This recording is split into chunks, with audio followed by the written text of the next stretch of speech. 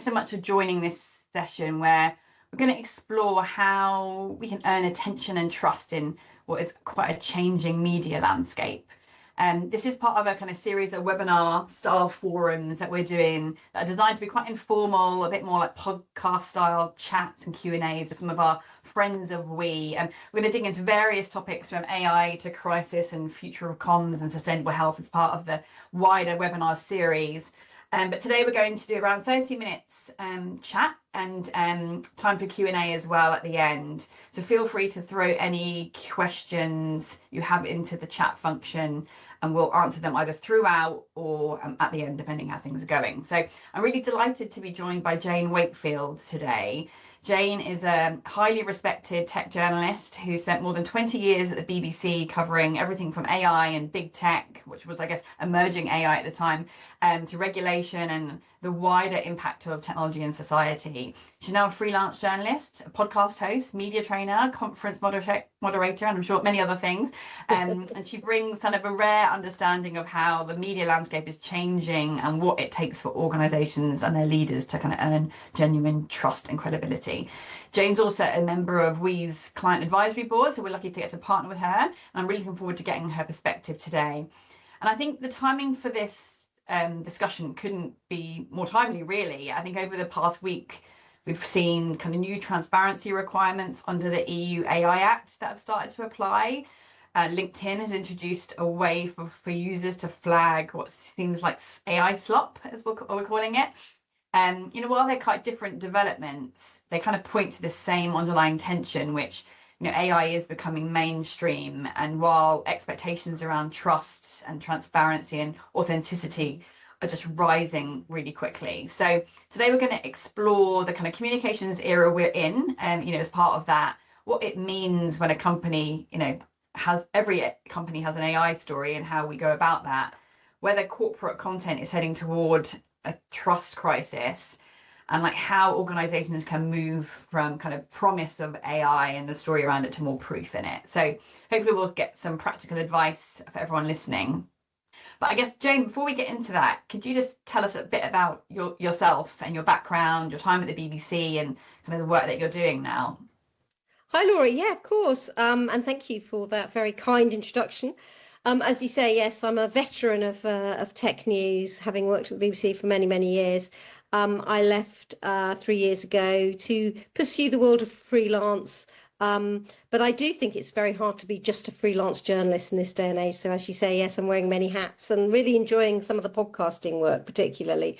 Yeah, it's quite interesting seeing, having spent 20 years as a hardcore journalist, sort of seeing things from the other side now and starting to do slightly different things. So the podcast I do for UKTN talks to founders. And I didn't talk to a lot of founders because, as you said, I was so busy kind of covering big tech that took up a lot of the beat at the BBC. So I'm really enjoying getting to know a slightly different part of the tech ecosystem. Awesome. So let's talk a little bit about the kind of communications era at the moment then. You've had a front row seat to some of the huge changes in journalism over the last sort of decade or so. What has changed for you and how, both in terms of how news is produced, but also how audiences are consuming it? Yeah, I mean, there's been a lot of changes, and a lot of those changes are quite worrying for the sort of future of journalism, because particularly in tech news, we've seen a lot of layoffs. We've seen whole publications close down. I mean, I left the BBC as part of a tranche of cuts. The BBC is affected, as is every organisation. And the reason sort of for that is that traffic is just falling. People are not consuming news in the same way they did 10 years ago. They're not necessarily going to websites or news apps. They're scrolling. They're getting their news from social media, or in this era of AI, they're getting their news from Google AI summaries or from asking AI chatbots.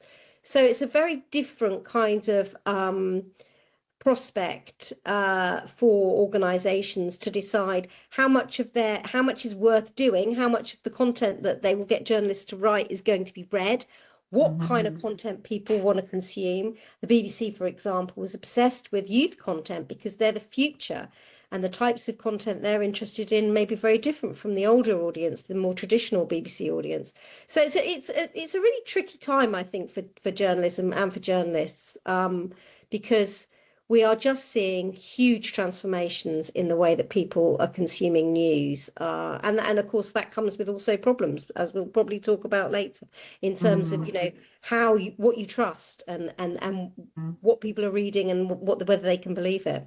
And from your perspective then, I guess two-pronged, like how much, if you're thinking about AI, how much is AI being used in the newsroom today? And like even yourself, like how much are you using AI and where do you use it? Yeah, I mean, it's very much a kind of research tool, and it's actually quite nice to have a research tool because previously, if we're researching a story, we just sort of got the web, and now we've got a tool that will kind of take all of that content that we would have to search for individually and sort of put it together, as long as you ask it the right question. So it's a research tool, and I know because I left the BBC before ChatGPT was launched. That wasn't really a big thing when I left, but I was talking to colleagues and they are actively encouraged now to use AI as a tool to help them with their work. What is absolutely not encouraged and banned is writing with AI. And actually, I can't imagine many journalists wanting to do that. You might use it to sort of help you summarize something or think of a good headline if you're struggling. But really, it's about an assistant and helping make things quicker. Transcription apps, as well means that you don't have to put all your attention in scribbling down notes. You can actually focus on the interview in hand and the questions you're going to ask because the transcription is being done elsewhere. Translation. And I know lots of newsrooms are using AI for kind of deep investigative things. So it's really good. Say you've got a load of pictures that citizen journalists have taken on the ground at a sort of an event or a kind of conflict. AI will help you sift through that and make sense of it. So it's becoming a really, really useful tool to have. For smaller news organisations, I think the danger is that they start seeing it as something that can replace journalists. But I think we're seeing a bit of a backlash to that already. So hopefully even, smaller organisations will keep the human journalists at the forefront of what they do. Yes, yeah, I think we'll get into the backlash stuff. So I guess thinking about then, as a company, and everyone has an AI story, it seems, today to tell, despite the sector. Are we reaching a point where AI is becoming over-indexed, from corporate comms people telling AI story? What's your take? And I'm assuming you're receiving lots of stuff from companies on the regular. What's your take on the quality of the story at the first part? Yeah, I mean, you're right. AI is sort of very, very, it would be unusual now to get a press release that didn't mention AI. But I think, we've reached the era now where you kind of expect companies to be using AI. It would be weird if they didn't, especially the smaller startups. AI is an incredibly important part of what a lot of these startups, tech startups, are doing. So AI is definitely part of what they're doing, but it's not necessarily the main part of it. And if it is the main part of it, I think we've moved from the time when you can just say, yes, it's going to be transformative, it's going to do this, it's going to do that. The big bold statements that people have made for a few years, they don't kind of cut it anymore. We want to know the specifics of what that AI is doing. We want to know, how you're saving money as a company if you're using AI. We want to know exactly where it's helping. What is it doing? How is it helping people on a daily basis? So, just because AI has come along, journalists are still looking for the same stories. They just want a good story that makes people sit up and pay attention. And you can tell that any way that you want, but it's unlikely that just saying it's AI is going to be the thing that sparks interest anymore, because I think we've moved beyond that era. We want the details now of what it's doing. What's some of your kind of any recent AI stories that you've covered or done interviews with? What's been the type of stories that have sort of broken through for you? Well, it's quite interesting actually, because I interviewed Dr. Katie King, who runs BioOrbit, which is this amazing company that's planning to send drugs to space to crystallize them. more quickly. They've gone up already on SpaceX to the International Space Station. So it's real, again, real world stuff. This isn't just we're going to try this. This is actually happening. And that was a fascinating use of AI because although it's sort of far away and it's got this space angle that's kind of complex to get your head around, the reality is what those drugs will do back on Earth is potentially transform cancer care, which means that people will be able to use these drugs at home rather than have to go to hospital to have them administered. So, things like that are going to make a really, really big difference. I think healthcare stuff is really important. But actually, I also interviewed another healthcare startup founder, and she was a machine learning engineer, but she refused to use the word AI in terms of her firm because she said, what we're doing is data analysis. She was looking at endometriosis. I can never say that word, endometriosis. And it's been really understudied, as you can imagine. Femtech never gets quite the billing. And so she was helping to provide information and research. So she said, what they were doing was data analysis, that it wasn't AI. And that comes from somebody that's a machine learning scientist. I thought that was a really interesting point to make, that if she's not just calling herself an AI firm, then there's an awful lot of other firms that should perhaps not put AI at the very front of their titles. So I guess in both those cases, it's not the technology that's interesting, it's the human part of what they're doing, isn't it? And it's the real use case, which isn't surprising as you say it, but it's just a good reminder for us all, which I think sometimes in the tech world we can get caught up in the product of what it is versus what it does, right? Exactly. I mean, another example is a company that was looking to use AI to allow people to make games. Now, this is fascinating, isn't it? And it does open up a whole new world if everybody can use AI to create a computer game. But I want to hear what those games are. I want to hear what people are actually making with them. And, it's those case studies that are really going to bring that story to life. The story that tells you of a game that you can really imagine and think that sounds really interesting. I'd like to play it. So, it's all about the case studies and the bringing this stuff to life, I think. Yeah. So let's talk a bit more about the content then, and this kind of premise of are we entering a bit of a trust crisis. So I think LinkedIn's seems like AI slop function or option, I guess, feels like more than a platform update. It feels more like a signal that audiences are becoming a bit less tolerant of sort of generic and automated content, isn't it? So what's your reaction to it, and why do you think they've done it right now? Yeah, I mean, I applaud it because I hate AI slop. I think it's killing, social media and killing trust and making it impossible for people to know what to believe and what not to believe. So I applaud it. I think that it's going to be potentially difficult to enforce because, what's to stop somebody that's got a rival company just labeling it? It feels like, as all of these things, the devil could be in the detail. I think it's a particularly interesting thing for LinkedIn, isn't it? Because LinkedIn relies on kind of professional advice and professional kind of learnings, as it were. And it is obviously listening to the audience that are getting increasingly frustrated with AI content. In some ways, though, I think on LinkedIn, I don't mind it, and I don't even necessarily notice it that much.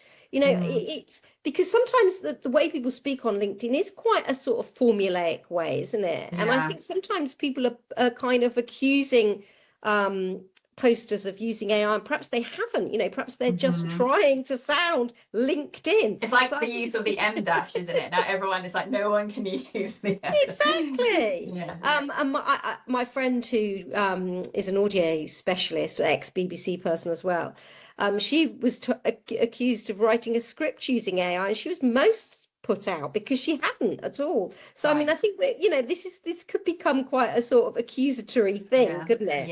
And at the end of the day, if something that you're reading resonates with you and you learn something from it, does it matter who's written it? In a journalistic context, I would argue it does. In a kind of social media context, not so sure. I actually think Meta's got a bigger AI slot problem than in LinkedIn. But I do wonder if one of the reasons that it's done it is because it's very aware of this EU Act coming into force, which means that people have to label deepfakes and they have to let people know if they're interacting with the machine. So perhaps it's a kind of knock-on effect of that, wanting to be ahead of the game with that sort of thing. It will be interesting to see how it plays out and how they actually manage to sort of do this in because I was kind of wondering, like, is it quite a clever PR stunt, but almost like more of a warning, like, because I agree, and I think there's a lot of mixed debate online around whether it could or would work and all those things, because it is like, how do you enforce it in an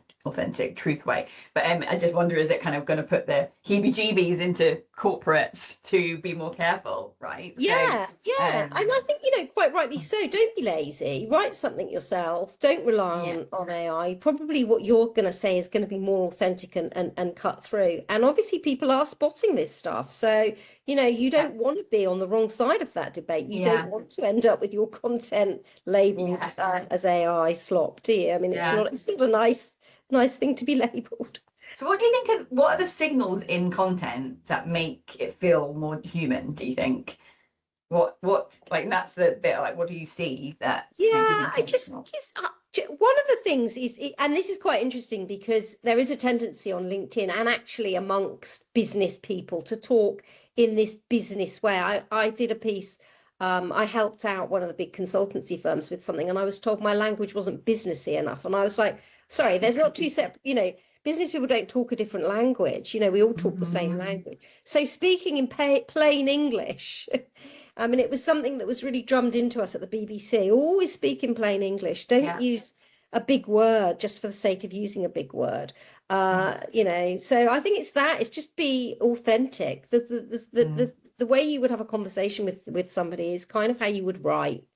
So keep that, bear that in mind, and always try and tell the human story first rather than the sort of wider context. We want the detail, just like we want the gossip if we speak to somebody over the garden fence, we want the nitty-gritty first. So just keep your posts as real, I guess. And we've done quite a lot of research in this as a brand, part of our Brands in Motion content, and the stats show that audiences react better to kind of less jargon, more plain speak language. So like it was quite strong in favorability toward that. So it's just like, it's not just to make us feel good, it actually has impact, I think, is the other piece of it. Yeah, absolutely, 100% agree. So let's talk a little bit more about kind of thought leadership then, how, I guess, if every company's got an AI story, it also means every executive's out there on LinkedIn, with a perspective on AI. And from your point of view, and I think you've touched on this a little bit with, the human bit, but when you speak to an exec, what makes you, what is it about them beyond even what they're saying that makes them authentic and trustworthy and things like that? Like, what is it about their persona and things? So I spoke to a founder yesterday from a company that has had a lot of bad reviews on an AI company trying to do something kind of quite new. I won't go into the details because it's sort of not published yet, but I was amazed by his honesty and accepting that, this is new. He had, I suppose in some ways he had a bit of a Silicon Valley viewpoint, which was, we don't always get things right. We're listening. We're wanting to change, and that was just really refreshing, because an awful lot of execs will just kind of try and brush over the cracks. Won't want to admit that they've made any mistakes. Won't want, he even asked for my advice, as to how it could be improved and made more, because there was confusion over what the company did, which is another classic thing. When you put your kind of website together or whatever, and we'll probably talk about how websites are perhaps a bit of an old-fashioned dinosaur now, but when you come up with your slogans that's going to sort of say what your company does, it often goes through so many different people that have to sort of approve it and put in their kinds of opinion, that when it comes out the other end, it's meaningless, So executives that are prepared to be honest, stick their necks out, have something really new to say. If you're talking specifically about their company and you have got criticisms or you've got questions, answer those questions head on. So it's all the stuff, that execs probably dread to do. Yeah. But it's honest conversations are hugely appreciated, and actually don't necessarily mean you're going to get hammered for your honesty. Yeah. So yeah. Do you that you said that you're talking to founders quite a lot now, and I guess there's probably a difference between a founder that's their company and an executive in a $20 billion company or plus, in terms of what they can and can't say, I guess. Have you seen that flip, and what would be your advice to some of the big, I know we work with some of the kind of like larger brands, and we media train, and they have to be very thoughtful, but some execs are just kind of naturally better spokespeople. They are, but it's just that authenticity is becoming even more critical, isn't it? Yeah, and I think so for the where it's most obvious is in the podcasts that I do, because some people have come to it very scripted and very kind of cautious, and it's always the founders that are not like that are kind of this is just my thing. They're living and breathing this company. They're enthusiastic about it, and they just want to get the word out there. Whereas by the time someone's climbed the corporate ladder and gone through all the different stages of compliance, what they can say is frankly quite boring. That's the biggest difference. Founders are kind of interesting, although founders do also have a lot say the same thing about about how building a company is. That's often becomes quite cliched, but in general terms you get a much more authentic, to use that word again, conversation with somebody that's a founder. And it's really amazed me, the difference, to the extent that I sort of almost don't want to talk to execs, but then that someone will come along and surprise you. And like you say, some people just have a natural ability to tell a good story and will bring out those kind of anecdotes and those personal tales that make you sit up and smile. And I think it's very hard to teach that, although I do media training, so I do try to kind of get that across. And sometimes you find that the best stories come at the end, when people are off their guard, and then they'll suddenly tell you something. Why didn't you tell me that? That's a really fascinating kind of little story. Yeah, little nuggets. So those nuggets and those anecdotes are the most important thing, that will really set a story alight for a journalist. So always have some of those in your back pocket. And again, I think what we're seeing, the stats are sort of showing that it's becoming ever important for your spokespeople to be kind of representative, because human voices are pulling through more authentically in the environment that we're in, and you need that human voice from execs, not just content on your website. And I think it's also becoming really important in, I know we're not going to get into the whole geo LLM search piece, but we're seeing kind of a huge lots of kind of thought leadership from execs, and like pull through into that in strong ways as well. So it's kind of it's got multiple factors to it that it's has impact now to do it well. Yeah, and I mean that's actually quite a good testing ground, isn't it? Seeing if something that you have written pulls through to the to AI search, because that shows I mean, who knows how these algorithms work, but that's a good sort of measure that it's cut through the noise. So there you've got a little tool at your disposal to test this stuff. But I do still think that there's a real place for this stuff, especially for when I'm writing features and things. That's what I'll do. I'll either ask Claude about a specific thing, or I'll search the web, and you do come across these really nicely written blogs. I did a piece about how AI is taking the role that AI is playing in customer service. And I spoke to an exec of Salesforce. He didn't really tell me anything very much, but then I found a blog where I had all the things that the details about tests that they'd done of their chatbots and things, which was the stuff I really needed. So people may be a bit freer when they're writing something to say things that might be interesting that they might not say if they're in a. Because you can get that approved. Yeah, exactly. Yeah. Okay, so let's get back to the kind of transparency piece, given this new requirement from the EU AI Act, applying to areas such as interactions with AI systems and certain forms of AI generated and manipulated content. We're going to have to start to do that. more so and get to know and understand it, I guess, all of us. So, putting that sort of detailed or legal requirements to one side, do you think greater transparency about how AI is being used will help organizations build more trust? And you think that by being more transparent, will you get something back from audiences? Yeah, I mean, I think on a consumer level, this is really important because I don't know if you've ever done those things where you phone up a restaurant to book a table and you suddenly realize you're talking to an AI because you ask a question like, well, yeah, but Yeah. I want to come that, and you're not weren't even aware. So I think this whole kind of, transparency around whether you're talking to a machine is really important. As for the sort of deep fake stuff, I think this is, I mean, what are the stats now? Something like, there's more bots on the internet than there are humans. So it's kind of almost a bit late for this stuff, and how it's going to work in reality. The watermarking or labeling of content. I mean, they will do it, I'm sure, the big tech companies, because otherwise they'll face big fines.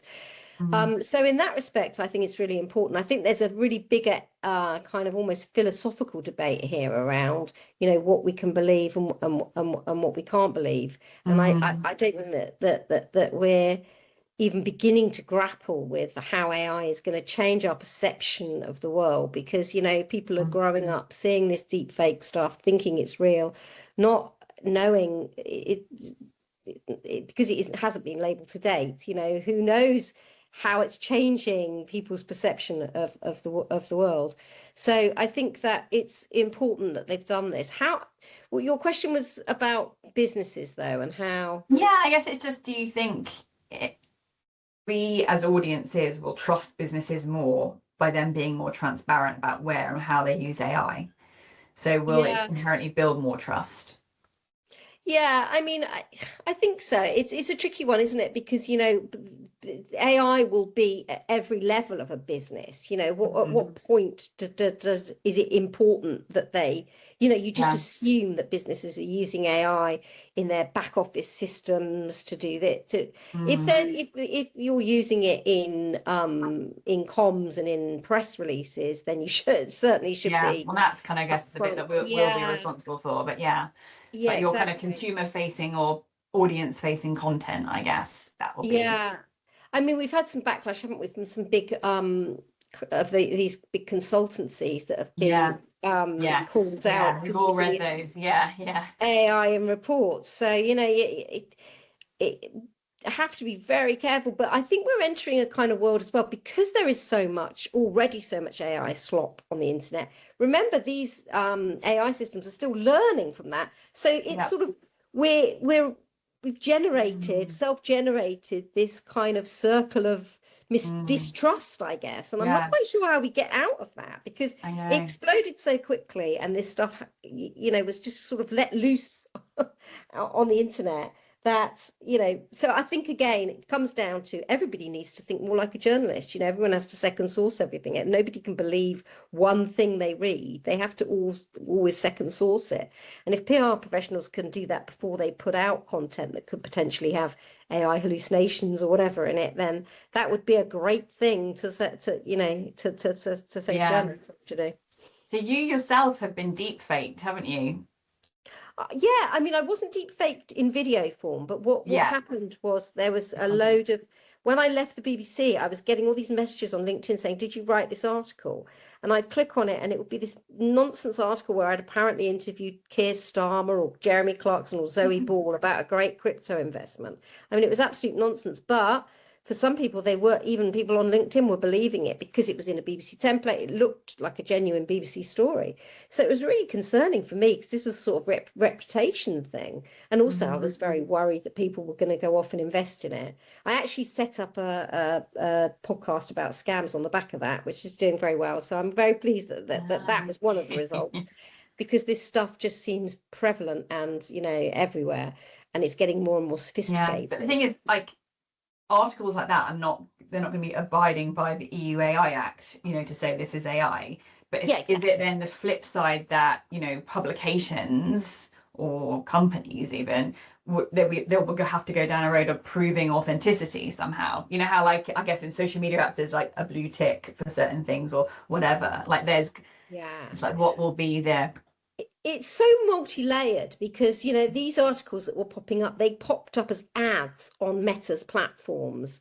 So these scammers were getting ads placed, and we know from a Reuters investigation that that's brought in a lot of money for Meta, Wow. these ads that are placed by scammers. So it's always more complicated than just labeling one thing. And as you say, scammers are not going to abide by the EU AI Act or any other bit of legislation. And this, as long as these platforms allow scammers to find ways to reach people, they're going to continue doing it, and they're going to get more and more sophisticated in their deep fakes and their use of AI. Yeah. Okay, so let's talk a bit more about kind of how we move towards. Oh, sorry, that's my watch. Your Siri. Kind of more proof pieces. You know, a lot of organisations still lead with what they intend to do, be it with AI and other things. You know, and are the strongest stories now increasingly the ones that can demonstrate what has already changed or been achieved? In what you see? So I think we talked a bit earlier, isn't it? It's like the human cases, but I think particularly over the last few years, there's a lot of like, what will happen in the future, but are we all now craving but what's happened piece in order for stories to break through? Yeah, I mean, I think people are still, it's quite a nervous decade, isn't it? We're all quite nervous about what AI is going to do. I've got a son who's just graduated from university. I'm nervous about what jobs he's going to get in the era of AI. You know, the jobs we're doing are changing. So I think people are still very interested in hearing kind of thoughts on how that's all going to play out. But at the same time, we also need to really find out how this stuff is working day to day, how this stuff is having an impact, because is also a bit of a sense that, you know, these big AI labs have got some very serious problems. You know, they've run out of data on the internet. They need more human created data in order to get their models learning about the real world, as it were. They need actual physical data for one thing. They need a huge amount of compute power. And I think businesses are starting to see that when they integrate AI, you know, actually they might not be able to afford it. So it's those kind of, we want to hear the lived reality of these companies in terms of what it's like. That and because we're in an era of uncertainty and nervousness, you know, don't present yourself as very certain and very you know, sure of yourself, because none of us are.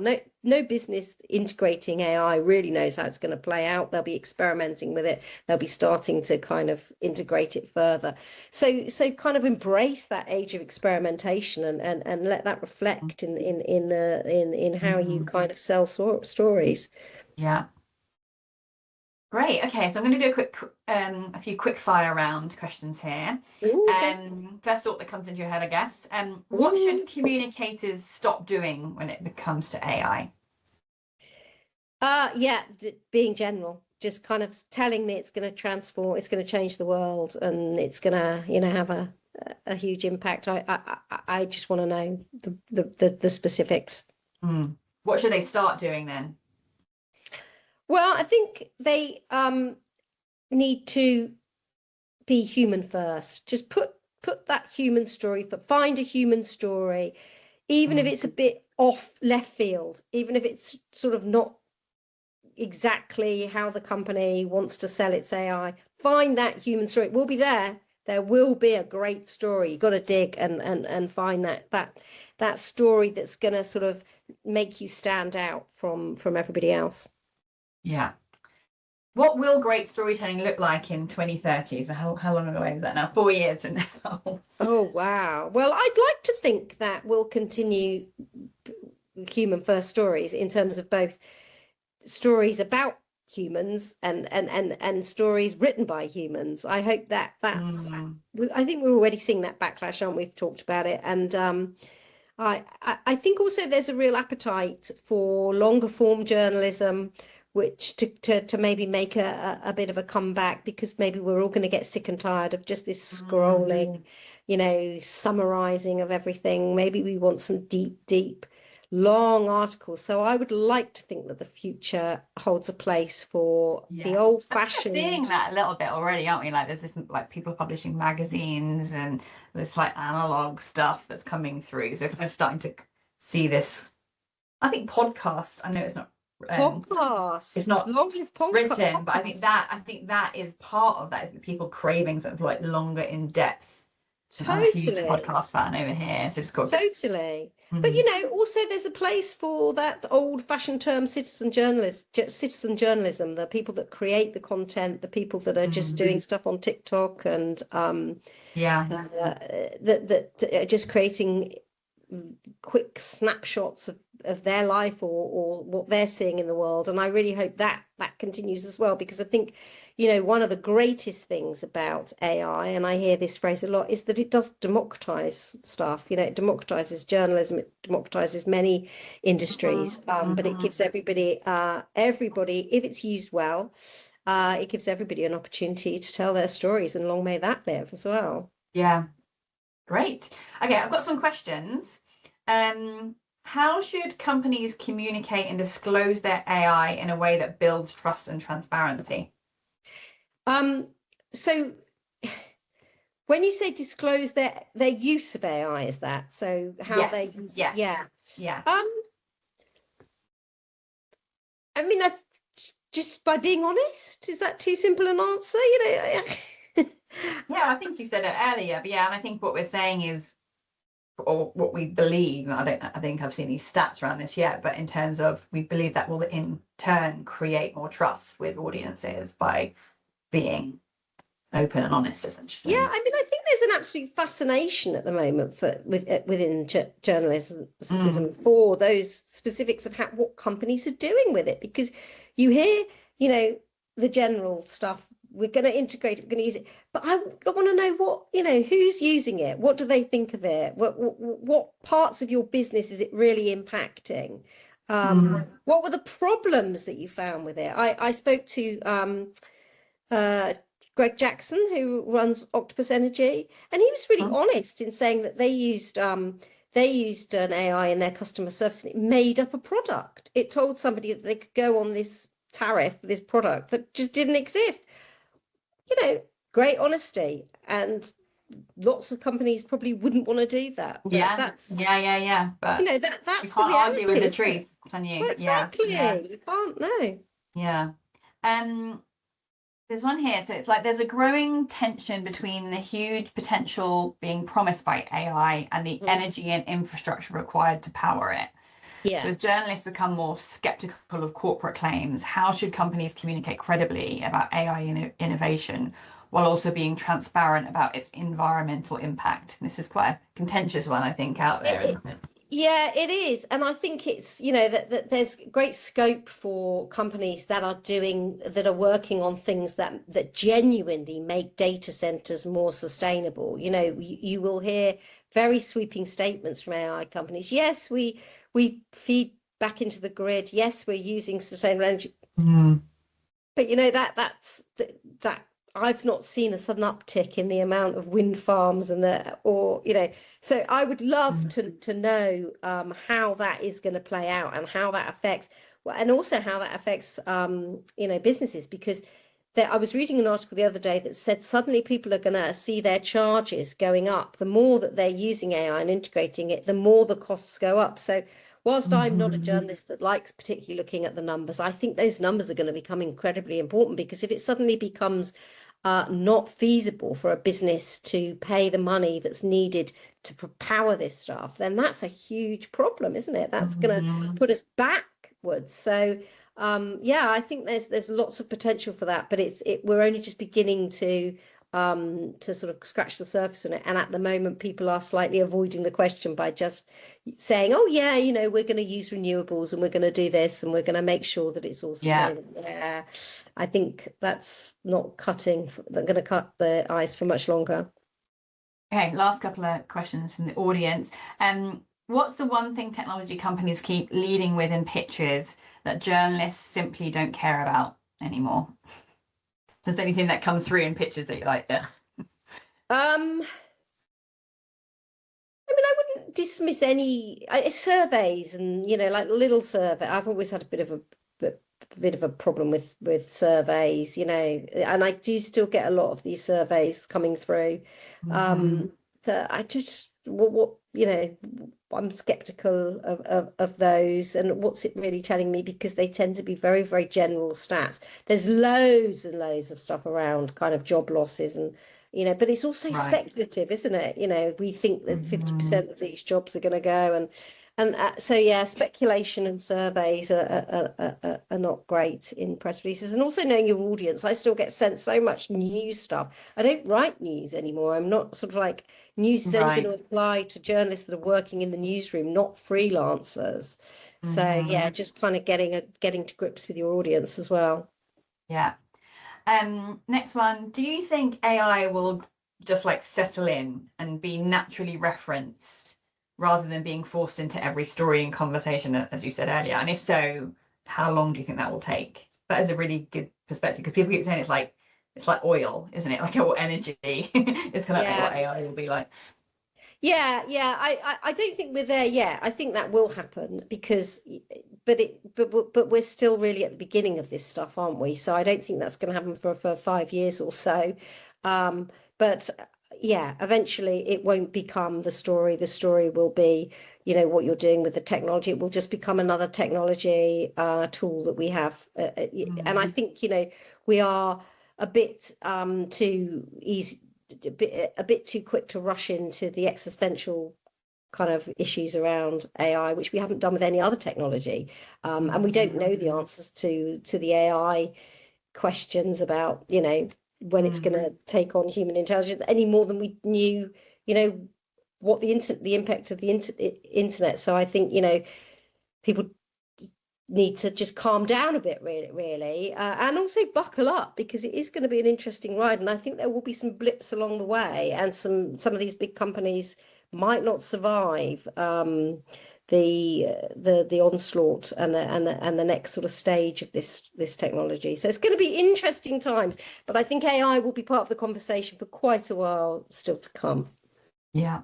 I got another question here, which I'm quite enjoying. How do you loosen someone up in an interview or before an interview? I guess an executive being someone. Any secret tips to make someone more human, not a complete corporate bod? Alcohol. No, I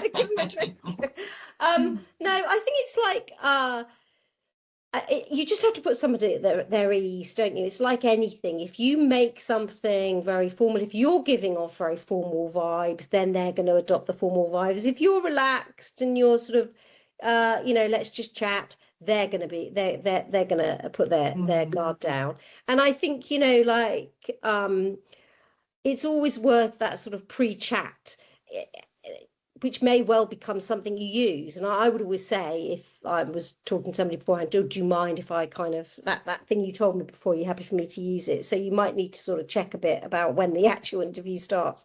But yeah, just kind of putting people at their ease and asking them a bit about themselves before they talk about their company. I always think that's quite handy, because that's something they're comfortable talking about, more so than the sort of company goals or whatever. So don't dive, you know, try and get them chatty and relaxed mode. But I know it's easier to say than do. And again, it comes down to individuals, doesn't it? Some people are kind of quite relaxed and good in interviews, and some people absolutely hate them. And media training is very good as well. I'll put in a little advert.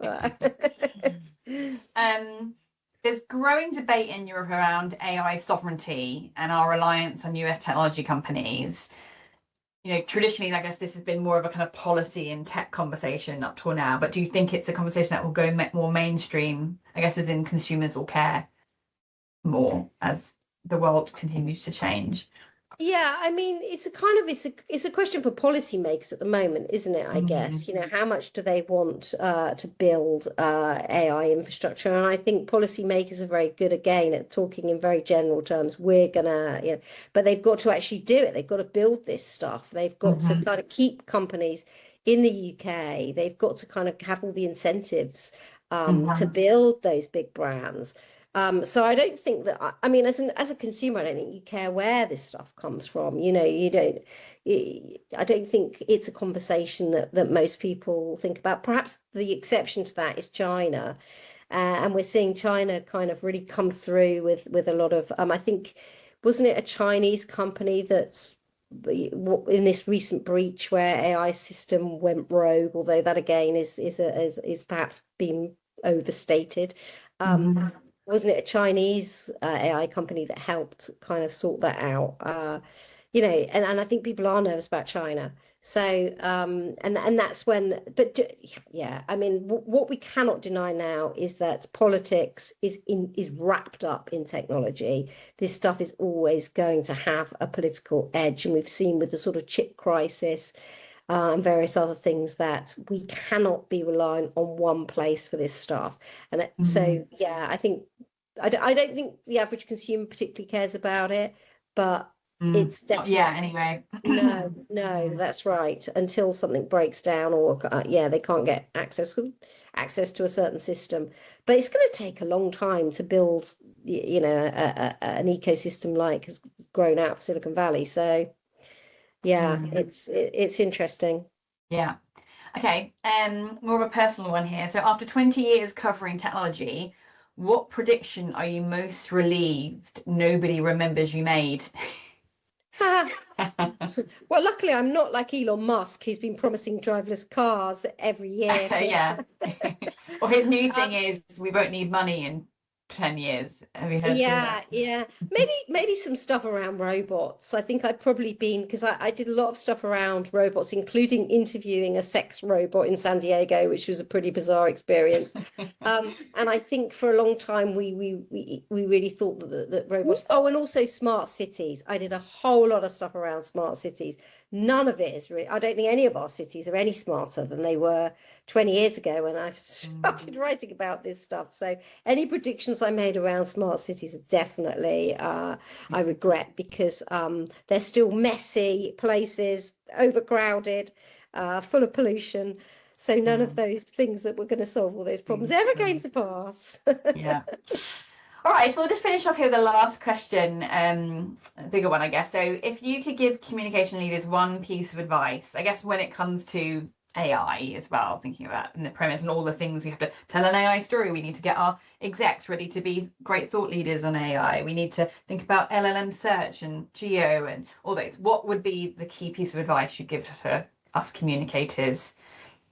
Just don't drill down, find that story, because they'll send, I'm sure your clients will send you stuff and your hearts will drop and go, this isn't interesting.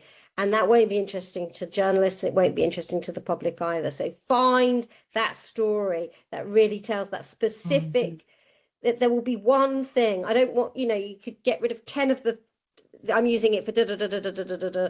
All of that is better with one great thing than 10 sort of, we're hoping to do this with it, we're planning to do this with it. One specific thing that they're actually doing with the technology, and if that has a lovely human angle, then absolutely all the better. Okay. I feel I've said the same thing over and over again. Yeah, but it's say you're landing the message. Okay, last one. Are today's AI leaders and founders more optimistic than the .com era leaders, or just better at PowerPoint or even storytelling? Well, they're definitely better at PowerPoint because they're using AI to do it, aren't they? Well, they've got really slick comms people doing it for them now. Yeah, I mean, I hope they learn from what happened with the .com era. And, you know, I think that bubble is still kind of there, so it could burst at any moment. But nobody's going to be pessimistic about the future of AI if they're building it, are they? So I think mainly I just hope they learn from history, because, you know, the internet was hugely promised, and look at where we are now. The promise of what it was going to do versus where it is now. Always hold that front and center of mind, tech AI leaders, because you do not want the same kind of dystopia to grow out of your products. So yeah, I hope they read the history books, because some of them are so young they didn't live through the .com era, right? Right. Yeah, exactly. Great. So I guess thank you, Jane, for your time, and lots to Laura. take away here. I think the thread running through the conversation is quite clear, isn't it? It's like in a world where content is super easy to produce and create, I think credibility comes from that more distinctive and human and more demonstrably to be true content. So I guess the organizations that earn attention will be the ones making those promises, but actually bringing clear proof and showing what works. Yes, 100%. So yeah, so let's kind of bring that to a close. Obviously, as I sort of mentioned, Jane works as part of We Advisory Board. We can partner with you to tell your AI story. Jane come in as like a journalist and kind of use messaging sessions. So if ever interested, we're more than happy to have a conversation. But if not, we'll leave it there and hope you all have a great rest of your day.